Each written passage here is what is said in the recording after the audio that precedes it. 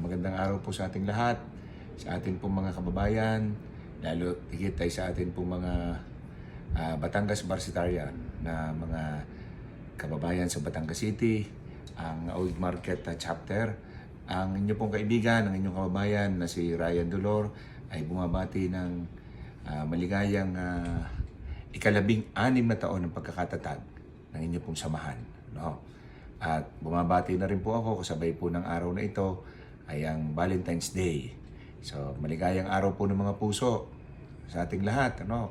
Ang diwa po ng tunay na pagmamahalan ang lagi pong mananaig sa ating lahat.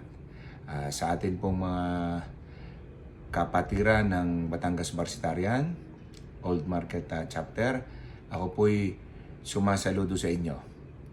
Malaki na po ang kaibahan ng ating pong mga kapatiran, kahit anong pong kapatiran dito po sa ating bansa. Dahil nung mga una-unahong panahon, pag sinabi pong kayo miyembro ng fraternity o ng kapatiran, ang marami po'y nag-aaway, ang marami po'y nagkukursunadahan, pero ito pong panahong ito ay panahon ng pagtutulungan, pagsasamahan at pagmamahalan. Dahil ang mananaig pa rin po sa atin ay tunay na pagmamahalan sa bawat isa.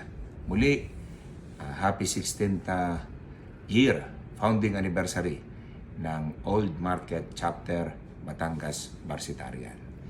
Sa abot po ng aking makakaya palagi, hindi ko naman ho kayang sabihin na lahat po may tutulong ko sa inyo.